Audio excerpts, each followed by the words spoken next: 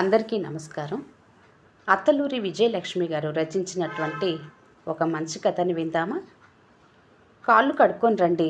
నీరసంగా ఇల్లు చేరిన శివరాంకి చెంబుతో నీళ్ళందిస్తూ అన్నది వసంత. ఎందుకు? వింతగా చూశాడు ఆమె వైపు. వసంత ఇబ్బందిగా నవ్వింది. కాళ్ళు కడుక్కొని లోపలికి రండి అన్నది, చెంబు అరుగు మీద పెట్టి లోపలికెళ్తూ. శివరాం ఏమిటో గోల అనుకుంటూ చెప్పులు అరుగు మీద వదిలి కాళ్ళు కడుక్కొని లోపలికెళ్ళాడు. ముందు గదిలో కాలు పెట్టగానే ఆ ఇంట్లో ఏవో మార్పులు స్పష్టంగా కనిపించసాగాయి. మామూలుగా ఆ గదిలో ఒక టేబుల్, 2 కుర్చీలు మాత్రం ఉంచి ఎవరన్నా వస్తే కూర్చోవటానికి నీటుగా ఉంచుతుంది. అలాంటిది ఆ రోజు మంచం, పక్కబట్టలు, ఇంకా ఏవో సామాను అన్నీ చేరి చాలా చిరాకుగా ఉంది. ఏమిటిదంతా? చిరాగ్గా ఆ గది కలియ తిరిగి చూస్తూ అన్నాడు. కాఫీ ఇస్తాను రండి. వసంత శివరాం మాట విననట్టుగా లోపలికెళ్ళిపోయింది. శివరాంకి ఒళ్ళు మండిపోయింది. ఏమైంది ఇవాళ వసంతకి అలా నిర్లక్ష్యంగా సమాధానం దాటవేస్తుంది అనుకుంటూ మంచంపై వాలాడు. వచ్చావా శివ? కాఫీ తాగావా? సుభద్రమ్మ లోపలికొస్తూ ఆప్యాయంగా అడిగింది. ఎక్కడికి వెళ్ళావమ్మా? తల్లి చేతిలో ప్యాకెట్లు చూస్తూ అడిగాడు. ఏం లేదురా, అపర్ణ పెద్ద మనిషి అయింది. దానికి తీపి ఏదన్నా చెయ్యాలిగా. ఇంట్లో ఏమీ లేవు. అలా కమలత్తయ్య గారిని అడిగి శనగపిండి తెచ్చాను, కాస్త మైసూర్ పాక్ చేద్దామని. అపర్ణ పెద్ద మనిషి అయిందా? ఒక్క నిమిషం శివరాంకి అర్థం కాలేదు. అర్థమైన వెంటనే గుండెల్లో రాయి పడ్డట్టయింది. అపర్ణ పెద్ద మనిషి అయింది అంటే అపర్ణ పెళ్ళేడుకొచ్చినట్టు లెక్క. అమ్మ ఇంకా సంబంధాలు వెతకమని అమ్మ ప్రాణం తీస్తుందా? ఇప్పటికే ఒంటరిగా ఈ సంసారం నడపలేక తల్లడిల్లిపోతున్నాడు. అహల్య పెళ్లికి చేసిన అప్పే తీరలేదు. మళ్ళా ఏడాది కూడా తిరగకుండానే పురుడు అంటూ వచ్చింది. అహల్య పురుడికి బారసాలకి 2000 పైన అయింది. మళ్ళా అపర్ణ. గోర్చుట్టు మీద రోకలి పోటంటే ఇదేనా? శివ, ఇంట్లో బొత్తిగా డబ్బులు లేవు. నువ్వులు, కొబ్బరి చిప్పలు, ఇంకా కొన్ని సరుకులు కావాలి. పేరంటాళ్ళకి అరటిపళ్ళు, తమలాపాకులు, శనగలు అవి కొనాలి. ప్రస్తుతం కనీసం 200 కావాలిరా. శివరాంకి నవ్వొచ్చింది. తనొక ఎన్జిఓ. తనకొచ్చే జీతంతో తన భార్యని, తల్లిని, చెల్లెళ్ళని, తమ్ముణ్ణి. హో నాన్న, నువ్వు గవర్నమెంటు ఎంప్లాయీ అన్నా కాకపోతివే. గవర్నమెంటు ఎంప్లాయీ బ్రతుకున్నప్పటికన్నా చచ్చినప్పుడే విలువ ఎక్కువ. శివరాం ఒక్క క్షణం తన ఆలోచనకి ఉలిక్కి పడ్డాడు. చిచ్చి, ఎందుకింత నీచపు ఆలోచన? ప్రస్తుతం తనని ఇప్పుడు ఈడ్చి తన్నిన 2 రూపాయల కన్నా ఎక్కువ రావు. 200 కావాలిట. అవసరమా అమ్మా? అదేమిట్రా, మళ్ళీ మళ్ళీ కావాలంటే వస్తాయా ఈ వేడుకలు? అహల్యకి మాత్రం 11వ రోజు ఘనంగా చేయలేదు. మీ నాన్న అప్పుడేగా దానికి గొలుసు చేయించారు. కనీసం అందులో కొంతన్నా దీనికి చెయ్యకపోతే ఎలారా? అంటే ఏం చెయ్యాలమ్మా? దడదడలాడుతున్న గుండె చిక్కబట్టుకొని అడిగాడు. పట్టు పరికిని కొని 10 మందిని పిలిచి భోజనాలు, పేరంటం. తల్లి మాట వినగానే శివరాంకి నిలువెల్లా చెప్పలేనంత నీరసం ఆవహించింది. మళ్ళా ఎన్నొందలు కావాలో? కాఫీ తీసుకోండి. వసంత తన ఆలోచనలకి అంతరాయం కలిగించగా కాఫీ కప్పు అందుకున్నాడు. ఉదయం నుంచి బాగా పనిచేసి అలసినట్టుగా కనురెప్పలు వాలిపోతూ నీరసంగా ఉంది వసంత. పాపం వసంత ఈ కాలం పిల్ల కాదు. భార్య మీద విపరీతమైన జాలి ముంచుకొచ్చింది. ఇదిగో వసంత, ఈ పిండి తీసుకొని కాస్త మైసూర్ పాక్ చేయి. చేతిలో ప్యాకెట్టు అందిస్తూ పురమాయించింది సుభద్ర. వసంత ఒక్కసారి నిస్సహాయంగా శివరాం వైపు చూసి లోపలికి వెళ్ళిపోయింది. తల్లిని మధ్యలో ఆపేస్తూ అన్నాడు. ప్రస్తుతం నా దగ్గర డబ్బు ఏం లేదమ్మా. పచారీ కొట్లో పద్దు రాసి కావలసినవి తెచ్చుకో. రేపు ఒక 100 దొరికితే ఇస్తాను. సరే, 100 మాత్రం తప్పకుండా చూడరా. పసిది బాధపడుతుంది. తనకేం వేడుక చెయ్యట్లేదని. సుభద్ర కూడా లేచి లోపలికెళ్ళిపోయింది. పెద్ద మనిషి అయితే వేడుక, పెళ్లి వేడుక, పేరంటం వేడుక, కడుపు అయితే సీమంతం వేడుక, అమ్మకి వేడుక కానిదేది? అహల్య పెళ్లికి శక్తికి మించి ఖర్చు చేశాడు. కారణం అమ్మ బాధపడుతుందని. అహల్యని మళ్ళా సీమంతానికి తీసుకురావడం, పురుడు బారసాల, పలుకులకి చిలకలు, 3వ నెల ముద్ద కుడుములు, ఇంకా ఏవో ఏవో వేడుకలు, సరదాలు. ఇవన్నీ ఎందుకు చేసినట్టు? కేవలం అమ్మ బాధపడుతుందని.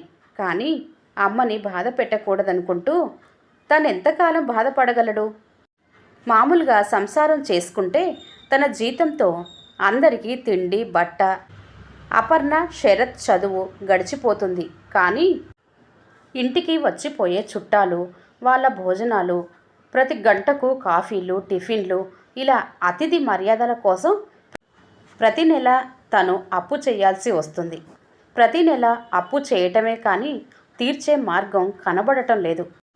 ఊళ్ళోనే ఉండి 2 రోజులకోసారి వచ్చే చుట్టాలకి వచ్చినప్పుడల్లా భోజనాలు ఎందుకు? కానీ ఈ మాట శివరాం ఎప్పుడూ తల్లితో అనలేదు, అనలేడు కూడా. ఆవిడకి బంధుప్రీతి ఎక్కువ. అంతా నా వాళ్ళే అంటుంది. కానీ తనకి తెలుసు ఆ చుట్టాలంతా ఏదన్నా అవసరం ఉంటే తప్ప రారని. వీళ్ళే తనకేదన్నా ఇబ్బంది ఎదురైతే ఆదుకోరని కూడా తెలుసు.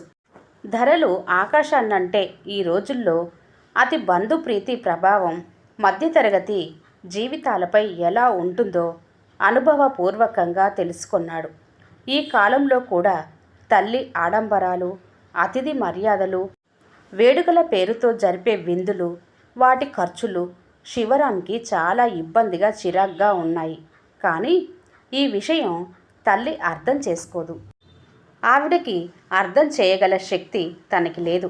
కారణం తనని తల్లి మరీ అసమర్థుడిగా భావిస్తుందని ఆవిడకి చెప్పలేక తనని తానే శిక్షించుకుంటున్నాడు. పెళ్ళయి 2 ఏళ్ళైనా పిల్లలు లేకుండా జాగ్రత్త పడ్డాడు. ఈ సాగరంలోకి మరో ప్రాణిని తీసుకొచ్చి ఈదలేక అవస్థ పడే కన్నా తీసుకురాకుండా ఉండడం మంచిది కదా.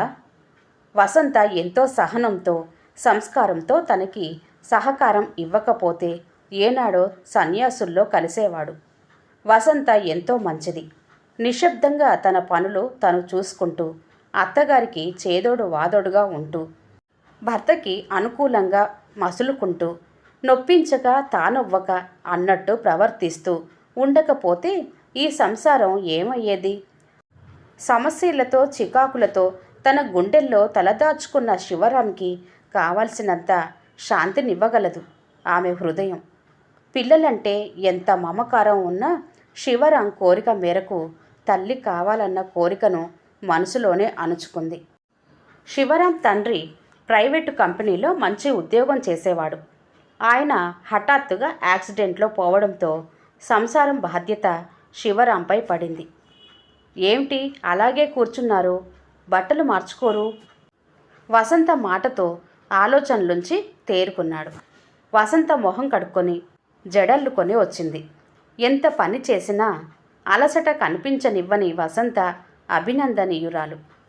డబ్బు ఖర్చు అని తను బాధపడుతున్నాడు. కానీ చాకరీ చేసి వసంత ఎంత అలసిపోతుందో. ఏ విధంగానూ లాభదాయకం కాని ఈ వేడుకలపైన అమ్మకి ఎందుకింత మమకారం? ఎందుకీ ఆర్భాటం? అమ్మ ధోరణి ఎలా మార్చాలి? బాగా అలసిపోయావా? వసంత చేతిని తన చేతిలోకి తీసుకుంటూ అడిగాడు. నవ్వింది వసంత. అలసిపోయింది మీరు. లేవండి, బట్టలు మార్చుకోండి. మైసూర్పాక్ తింటారా? వసు ప్రేమగా పిలిచాడు. మైసూర్పాక్ కన్నా తీయటి నీ మాటలు చాలు. కాస్త కబుర్లు చెప్పు. ఈ టెన్షన్ భరించలేకపోతున్నాను. వసంతకి జాలేసింది శివరాం మాటలకి. ఉబికి వస్తున్న నిట్టూర్పు అణుచుకుంటూ ఏం కబుర్లు చెప్పను. అనగనగా ఒక రాజు.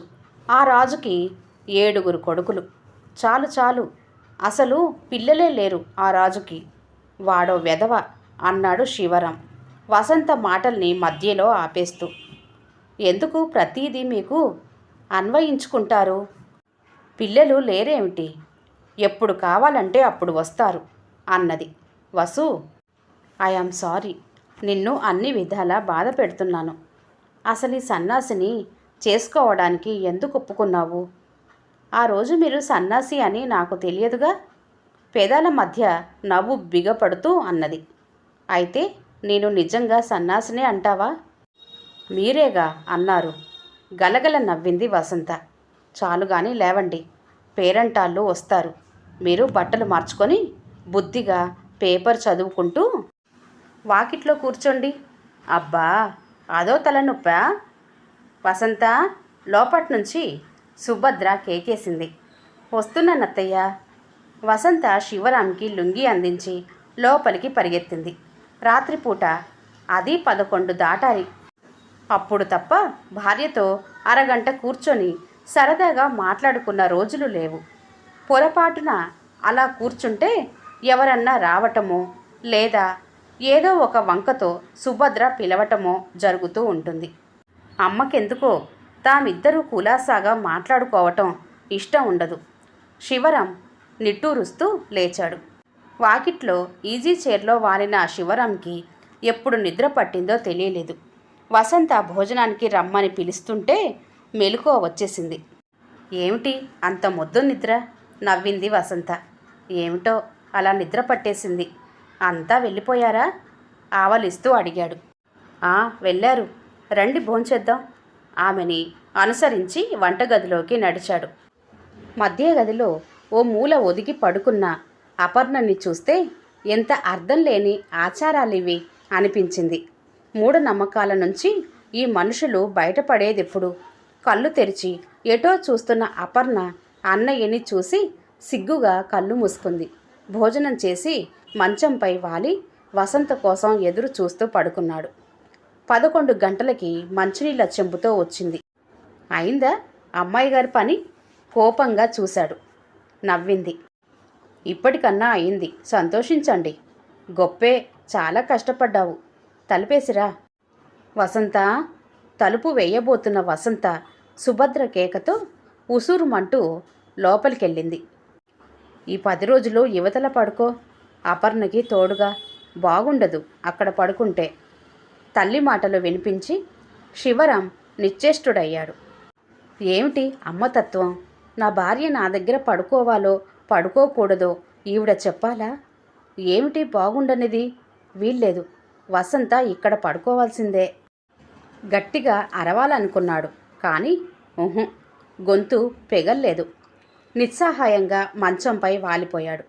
10 నిమిషాలకి వసంత వచ్చి దిండు దుప్పటి తీసుకుంటుంటే ఆమె చెయ్యంతుకొని జాలిగా పిలిచాడు. వసు. వసంత ఒక్కసారి అతని మొహంలోకి చూసి కళ్ళు వాల్చుకుంది. ఏం పర్వాలేదు, ఇక్కడే పడుకో అన్నాడు. కళ్ళల్లో సుళ్ళు తిరుగుతున్న నీళ్ళని బలవంతంగా నిగ్రహించుకుంటూ నవ్వింది. పడుకోండి, పెందలాడే లేవాలి. చెయ్యి విడిపించుకొని లోపలికెళ్ళింది. ఆ గదిలో శరత్ కోసం క్రింద పరుపు వేసింది. ఈ కాస్త ప్రైవసీ కూడా పోతే తన మనస్సులో భావాలు బాధలు ఎవరికి చెప్పుకోవాలి? ఆలోచనలతో సమస్యలతో కలతబారిన హృదయానికి శాంతి ఎలా లభిస్తుంది? ఎక్కడ లభిస్తుంది? ఏమిటి జీవితం? ఇంత అసమర్థుడేం తను? నా భార్య, నా ఇష్టం, మాకు భవిష్యత్తు ఉంది, మాకు పిల్లలు కావాలి, ఆనందమైన జీవితం కావాలి అని తనెందుకు ప్రతిఘటించలేకపోతున్నాడు? ఆవిడ చెప్పినట్లుగా చేసి ఆవిడ అర్థం లేని నమ్మకాలకి ఆచారాలకి పరోక్షంగా తను మద్దతు ఇస్తున్నట్టేగా. అమ్మ అంటే భయమా? లేక ఆవిడ మీద గౌరవమా? అమ్మ బాధపడుతుందేమోనన్న సందేహమా? లేక గొప్ప కోసమా? ఎందుకు? దేనికోసం తను ఈ ఖర్చులన్నీ భరిస్తున్నాడు? ఈ త్యాగాలు ఎవరి కోసం? ఎవరినో ఉద్ధరిస్తున్నాననుకుంటూ తనని తనే కాక తనతో జీవితం పంచుకున్న మరో ప్రాణిని కూడా అశాంతి పాలు చేస్తున్న అసమర్థుడు. అంతే, తను అసమర్థుడు. శివరాం జుట్టు పీక్కున్నాడు. ఇంట్లో పసిపిల్లలు ఉంటే కాస్తలో కాస్త హాయి, కానీ తను కొంచెం ధైర్యం చేయాలి. వేడుకల పేరుతో తల్లి చేసే అర్థం లేని ఖర్చులు ఆపాలి. కొత్త అప్పులు చేయకుండా మెల్లిగా పాత అప్పులన్నీ తీర్చేయాలి. ఫ్యామిలీ ప్లానింగ్కి ఫుల్ స్టాప్ పెట్టి వసంత తల్లి అయ్యే అదృష్టాన్ని ఆమెకి కలిగించాలి. కానీ ఎలా ఎలా? శివరాంకి నిద్ర పట్టలేదు. అశాంతిగా పొర్లసాగాడు. అవతల వసంత కూడా తలగడలో కన్నీళ్లు దాచుకుంటుందన్న విషయం శివరాంకి తెలీదు. 11వ రోజు సుభద్ర డబ్బు ఎంత కావాలో చెప్పలేదు. బట్టలని, సరుకులని, జాకెట్టు గుడ్డలని, ఇంకా ఏవో చెప్పింది.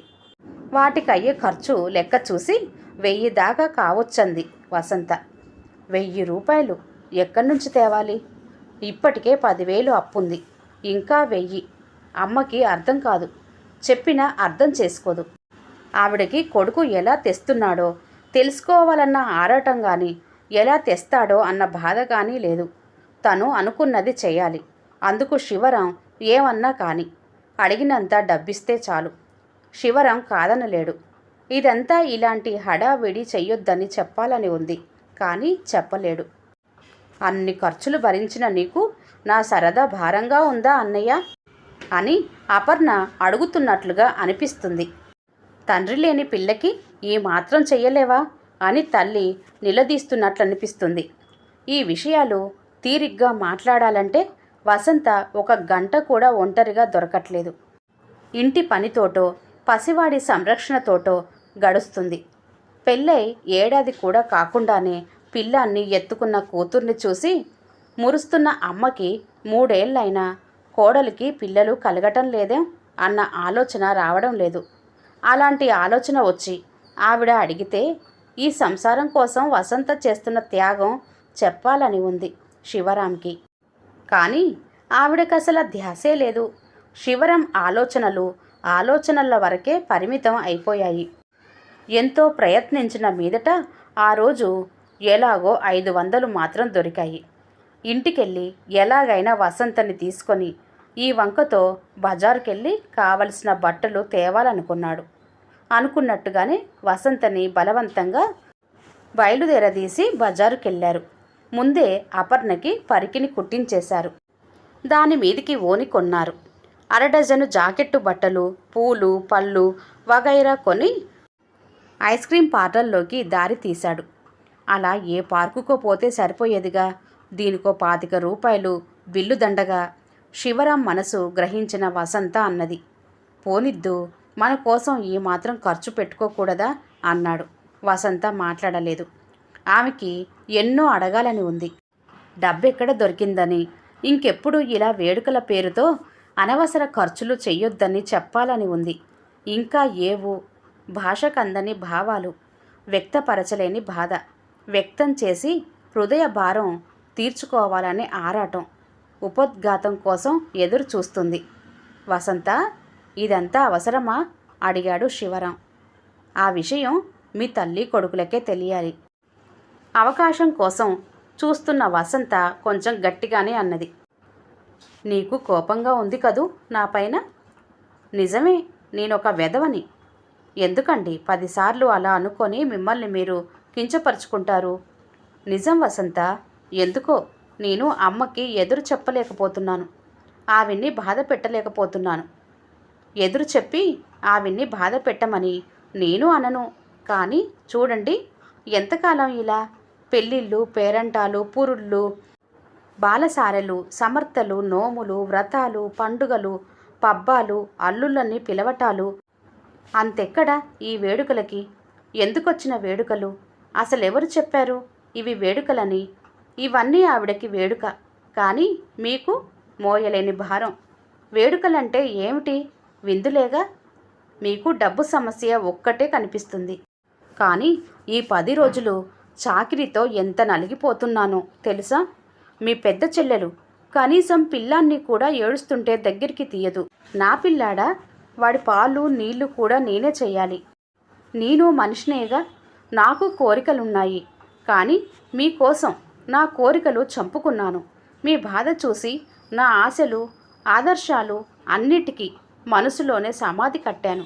నేను మధ్యతరగతి కుటుంబంలో నుంచే వచ్చాను. నాకు తెలుసు సంసారం అంటే ఏమిటి, ఎవరెవరి బాధ్యత ఎంత, దాన్ని ఎలా నిర్వర్తించాలి వగైరా. నేను చదువుకున్న దాన్ని, నాకు స్వతంత్ర భావాలు ఉన్నాయి. కానీ నేను మీకోసం కేవలం మీ ప్రేమ కోసం బానిస బతుకుతున్నాను. వసంత, ఆవేశపడకు. వసంత వాగ్దాటికి నిర్ఘాంతపోతూ వారించబోయాడు. వద్దండి, నన్నాపొద్దు. కనీసం ఇప్పటికన్నా నేను ఒక మనిషిని అని మీకు గుర్తు చేసే అవకాశం ఇచ్చారు. ఈ అవకాశం నన్ను సద్వినియోగం చేసుకొనివ్వండి. నా సహనానికి కూడా అద్దంటూ ఉంది. ఒకరోజు 2 రోజులు కాదు, 3 సంవత్సరాలుగా భరిస్తున్నాను. ఒక ఖర్చు కాదు, త్యాగం ఎంతకాలం చేయను? నాకు మీరు చీరలు కొనివ్వకున్నా, నగలు చేయించకున్నా పర్వాలేదు, కానీ పిల్లలు లేకుండా బ్రతకలేను. మనం ఇది త్యాగం అనుకుంటున్నాం, కానీ మన త్యాగాన్ని ఎవరు గుర్తిస్తారు? ఏడాది తిరగకుండా అహల్య తల్లి అయింది. ఆ విషయం పదే పదే అంటూ ఇంటికొచ్చిన అమ్మలక్కలు నన్ను గొడ్రాలిగా చూస్తుంటే ఆ బాధ ఎలా ఉంటుందో మీకు అర్థం కాదు. గుర్తింపు లేని త్యాగం ఎవరి కోసం? వసంత కంఠం ఆగిపోయింది. దుఃఖం ఆమె కంఠంకి అడ్డుపడింది. శివరాం గుండె కరిగిపోయింది. ఈమె తన భార్య వసంతేనా? సహనానికి మారుపేరు అయిన వసంతేనా? ఆమెలో ఇంత ఆవేశం, ఆవేదన దాగి ఉన్నాయా? ఏకాంతంలో బయటపడే చిలిపితనమే చూశాడు ఇన్నాళ్ళు. కానీ ఇంత వ్యధ! వసంత, నువ్వేనా? వణుకుతున్న కంఠంతో అడిగాడు. అవును, నేనే, మీ వసంతనే. ఎన్నాళ్ళ నుండో నా నోటికి వేసుకున్న తాళం ఇవాళ ఊడదీశాను. ఒక్కసారి మీకెన్ని అప్పులు ఉన్నాయో ఆలోచించండి. మీ ఒక్కరి సంపాదనతో ఈ అప్పులను ఎలా తీర్చగలరు? ఒకసారి నా వల్ల కాదమ్మా, ఈ ఖర్చులు నేను భరించలేనని తెగేసి చెప్పండి. ఏం జరుగుతుంది? ప్రళయం రాదుగా.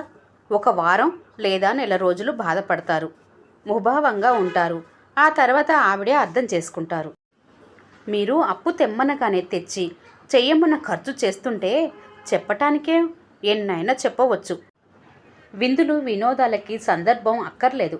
చేతిలో పుష్కలంగా డబ్బుండి మనసులో శాంతి ఉంటే చాలు. ప్లీజ్ నా మాట వినండి. అప్పటి వరకు ఎంతో ఆవేశంతో మాట్లాడి చివరికి అర్థింపుగా అన్నది. మీరు నా భర్త, భార్యగా మీ కష్టసుఖాల్లో పాలు పంచుకోవటం నా ధర్మం. కల్లారా మీ పరిస్థితి చూస్తున్నాను. మీ స్వభావం, అలవాట్లు తెలుసు. అన్నీ అర్థం చేసుకోగల సంస్కారం నాకుంది. నేను కూడా చాలామంది అమ్మాయిల్లా మీ అమ్మ చెల్లెళ్ళని వదిలేసి వస్తే రండి, లేకపోతే గుడ్ బై అని చెప్పగలను. కానీ నేనంత మూర్ఖురాల్ని, వివేకహీనురాల్ని, స్వార్థపరురాల్ని కాదు. నాకు సంస్కారం ఉంది. మీ మీద ఎంత ప్రేమ ఉందో మీ అమ్మగారి మీద అంత గౌరవం ఉంది. ఇవాళ మీరు మీ అమ్మగారిని వదిలేస్తే వాళ్ళెంత బాధపడతారో మా అమ్మా నాన్నల్ని మా అన్నయ్య వదిలేసినా అలాగే బాధపడతాను. ఒక మామూలు ఆడదానిగా కాక కొద్దిగా ఆదర్శవంతంగా ఉండాలని ప్రయత్నించాను. సంసారం ఒడిదుడుకులతో ఉంటుంది. శాంతంగా సరిదిద్దుకోవాలని ఓపిక పట్టాను. కానీ ఇప్పుడిప్పుడే నాలో ఆ ఓపిక నశిస్తుంది. సహనం అద్దు దాటుతుంది. నా ఇల్లు, నా భర్త, నా పిల్లలు, నాది అనే జీవితం కావాలనిపిస్తుంది. మీరు నన్ను అర్థం చేసుకొని విశాల హృదయంతో నాతో సహకరించి మన సంసారం నిలబెట్టడానికి ప్రయత్నించమని అర్థిస్తున్నాను. మళ్ళీ వసంత కంఠం రుద్ధమైంది. శివరాం తల తిరిగిపోతుంది. ఇంత ఆవేశం ఉన్నా అంతకు తగ్గ ఆలోచన, వివేకం ఉన్నాయి కాబట్టి వసంత ఇలా మనసు విప్పి మాట్లాడి సమస్య పరిష్కారానికి సహకారం కోరుతుంది. అదే ఇంకెవరైనా అయితే ఈ పాటికి తన సంసారం చేతగాని తనంతో బజారు పాలయ్యేవి. భార్య మనసు అర్థం చేసుకోలేని వెధవ తను. వసు అనునయంగా పిలిచాడు. I am sorry. నేను నిజంగా బాధపడుతున్నాను. నువ్వు అన్నదంతా నిజం. అవును, మన జీవితం మనకు కావాలి. అందుకు మనం జాగ్రత్తగా ఉండాలి. ప్రయత్నిస్తాను. నిన్ను ఇక నుంచైనా సుఖ పెట్టడానికి ప్రయత్నిస్తాను. వసంత చెయ్యి తన చేతిలోకి తీసుకొని అన్నాడు. వసంత కన్నీళ్ల మధ్య థ్యాంక్స్ అన్నది. ఇద్దరు కట్లెట్స్, ఐస్ క్రీమ్ తిని బయటపడ్డారు. 500లో 200 ఖర్చు కాగా మిగిలిన డబ్బు తల్లి చేతిలో పెట్టి, ఇంతే ఉందమ్మా, ఇంకా నా వల్ల కాదు అనేసి వడివడిగా బయటికెళ్ళిపోయాడు. ఆవిడ ఆ డబ్బు వైపు చూసి సనుక్కుంది. మరో నెల గడిచింది. శివరాం జీతం తగ్గించి ఇచ్చాడు. ఆ నెల 200 తగ్గడం చూసి అడిగింది సుభద్ర. ఇదేమిట్రా, ఈ నెలలో అహల్య అత్తగారింటికి వెళ్తుంది. చీర సారే పెట్టాలి. ఇంకో 300 అడగాలనుకున్నాను. అసలే తగ్గించావేం అన్నది. శివరాం గుండెల్లో రాయి పడినట్లు అయింది. అప్పు తీర్చాలమ్మా, బాగా పెరిగిపోయింది. తడారిపోతున్న గొంతుతో నెమ్మదిగా అన్నాడు.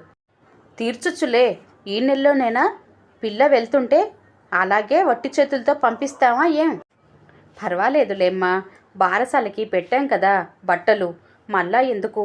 బాగుందిరా, దేనికదే. తొలి పిల్లనెత్తుకొని వెళ్తుంటే చీర సారే పెట్టడం పద్ధతులకేం లే అత్తయ్య. మనం ఎలా కావాలంటే అలాగే మార్చుకోవచ్చు. అప్పటిదాకా ఇద్దరి సంభాషణ వింటున్న వసంత భర్త నసగడం చూసి కావాలనే కల్పించుకుంది. అదేమిటే నువ్వు అలాగే అంటావు? కొత్తగా ఆలోచనలు వస్తున్నాయా? లేదత్తయ్య, పాత ఆలోచనలే అమల్లో పెడదామని. ఓహో, నువ్వే వాడికి నేర్పుతున్నావన్నమాట. నా మాట మీ అబ్బాయి వినేవారైతే పెళ్ళై ఇన్నేళ్ళైనా మీ అందరి చేత గొడ్రాలనిపించుకునే కర్మ నాకు పట్టేదే కాదు. సుభద్ర వేసిన నిందకి దుఃఖం అడ్డుపడగా అక్కడి నుంచి విసురుగా వెళ్ళిపోయింది. ఆవిడ వసంత మాటలకి స్థానువైపోయి నిలబడింది. ఏమిట్రా, ఏమిటి నీ పెళ్ళామనేది? శివరాంకి దడ పుట్టింది. ఎన్నడూ లేనిది వసంత ఇలా మాట్లాడిందేం? వసంతలో చైతన్యం మొదలైంది. ఎదురు తిరుగుతుంది అంటే సహనం నశిస్తుంది. వసంత అలా మారటానికి కారణం తనే. అంతే, తనే. వసంతలో వచ్చిన చైతన్యం తుఫానులా మారి సంసార నావ తలక్రిందులవ్వకముందే శాంతపరచాలి. లేకపోతే బ్రతుకంతా తానే బాధపడాలి. ఏరా, మాట్లాడవేం? నేనేం దాన్ని పిల్లలను కనొద్దన్నానా? కోపంగా అన్నది సుభద్ర. అబ్బా అమ్మా, ఊరుకో. వసంత ఏదో బాధలో అన్నది. అవునురా, నీ పెళ్ళానికి బాధలెక్కువ. నేనే జల్సాగా ఉన్నాను అంతేగా. శివరాంకి చిరాకేసింది. కొంచెం విసురుగానే అన్నాడు. వసంత సహకారం లేకపోతే నేను ఎప్పుడో ఈ సంసారం ఈదలేక సన్యాసినైపోయేవాడిని. ఎందుకనవసరంగా తనని అంటావు? నువ్వేనా మాట్లాడేదిలా? ఆవిడ ఆశ్చర్యంగా చూసింది కొడుకు వైపు. శివరాంకి తెగింపు వచ్చేసింది. అవునమ్మా, ఇన్నాళ్ళు నిన్ను బాధ పెట్టకూడదని నువ్వు అడిగిందల్లా చేశాను. శక్తికి మించి అప్పులు చేశాను. ఈ అప్పులు, ఈ ఖర్చులు, ఈ బరువు బాధ్యతలకి తోడు పిల్లలెందుకని పిల్లలు కలగకుండా జాగ్రత్త పడ్డాను. కానీ ఈ సంసారానికి అంతూ దరి లేదనిపిస్తుంది. ఈ ఖర్చులకి, ఈ వేడుకలకి ఒక హద్దంటూ లేకుండా పోతుంది. ఎంతకాలం నేను ఇలా ఉండగలను? ఈ ఇంటికి పెద్ద కొడుకుని కాబట్టి నేనే భరిస్తాను. కానీ వసంత భరించాల్సిన అవసరం ఏమిటి? తనకు కూడా శారీరకంగా కానీ మానసికంగా కానీ ఈ ఇంట్లో విశ్రాంతి లేదు. అయినా ఎంతో సహనం ప్రదర్శించింది. ఆమె సహనాన్ని అవకాశంగా తీసుకొని ఇంకా బాధ పెట్టడం ధర్మంగా ఉందా? నాకు పిల్లలు, సంసారం కావాలి కదమ్మా. నాది అనే జీవితం ఉంటుంది. దానికి కొంత జాగ్రత్త కావాలిగా. ఇంకా అపర్ణ చదువుకుంది, దానికి పెళ్లి చేయాలి. శరత్ డిగ్రీ చదివిందాక వాడికి ఫీజులకి, పుస్తకాలకి ఇంకా ఎన్నో అవసరాలుంటాయి. వాటికి డబ్బు కావాలి. ఎక్కడి నుంచి తేను? ఎలా తేను? డబ్బులు బజార్లో దొరుకుతాయా అమ్మా? నా జీతం ఎంత? నా ఖర్చులేమిటి? అయినా నువ్వైనా ఇంకా వేడుకలని, ఆచారాలని ఖర్చులు పెడితే నేను భరించలేను. నా వల్ల కాదు. నేను బాగా అలసిపోయాను. ఈ సంసారం నేనొక్కన్ని మోయలేను. ఇంకో విషయం, వచ్చే నెల నుంచి వసంత కూడా ఉద్యోగం చేస్తుంది. మీరు ఉండదలుచుకుంటే మా ఇద్దరితో కాస్త మీరు సహకరించండి. లేదా నెలకింత అని నా బాధ్యతగా కొంత డబ్బిస్తాను. నేను వసంత వేరే ఉంటాం. శివరాం ఈ మాటలని వడివడిగా గదిలోకి వెళ్ళిపోయాడు. వసంత ఏడుస్తుంది. లాలనగా ఆమె తల నిమురుతూ వసంత అన్నాడు. వసంత చప్పున శివరాం గుండెల్లో తల దాచుకొని వెక్కి వెక్కి ఏడ్చింది. బాధపడకు. చెప్పేశాను. అమ్మకి నిష్కర్షగా చెప్పేశాను. ఆది నిష్ఠూరం మేలు కదా, అందుకే చెప్పాను. ఇంకా ఫలితం కోసం ఎదురు చూద్దాం. ఏది ఏమైనా నిన్ను ఇంకా బాధ పెట్టను. వసంత ప్లీజ్ ఇటు చూడు. వసంత నమ్మలేనట్టుగా చూసింది. అవును వసు, అసలు అందరూ అంటారు ఆడదాని అదృష్టం పెళ్లి మీద ఆధారపడి ఉంటుంది. అనుకూలుడైన భర్త దొరికితే అదృష్టవంతురాలు అని. కానీ నాకనిపిస్తుంది మగవాడి అదృష్టం కూడా భార్యతోనే ముడిపడి ఉంటుంది. భార్య అనుకూలవతి కాకపోతే మగవాడి జీవితం నరకమే కదా. Really I am lucky. వసంత నిశ్శబ్దంగా శివరాం గుండెల్లో తలదాచుకొని మెల్లిగా అన్నది. నా మీద కోపం లేదా? నీ మీద? చచ్చ. నా అసమర్థత నుంచి కాపాడి నాకు కాస్త ధైర్యం ఇచ్చినందుకు కృతజ్ఞతగా ఉంది. కోపం ఎందుకు? అయితే మీకు ఓ వార్త చెప్పనా? ఏమిటది? వసంత సిగ్గుగా నవ్వి కళ్ళు మూసుకొని మీ చెవి నా నోటి దగ్గర పెట్టండి అన్నది. శివరాంకి అర్థమైంది. అయినా వసంత నోటి మీదుగా వినాలని ఆమె చెప్పినట్టే చేశాడు. చెవిలో గుసగుసగా వినిపిస్తున్న ఆమె పెదాల నుంచి వెలువడే శబ్దం బయటికి రాకుండా శివరాం పెదాలు అడ్డుపడ్డాయి. అతని స్పర్శలో మనసారా పులకించిపోతూ నేను కూడా అదృష్టవంతురాలినేనన్నమాట అనుకుంది వసంత. కథ సమాప్తం అండి. కథ కనుక నచ్చినట్లయితే లైక్ చేయండి, షేర్ చేయండి. అలాగే మరిన్ని మంచి కథల కోసం ఛానల్ని సబ్స్క్రైబ్ చేసుకోండి. మరొక మంచి కథతో మళ్ళీ కలుద్దాం. అంతవరకు సెలవు. నమస్తే. ధన్యవాదాలు.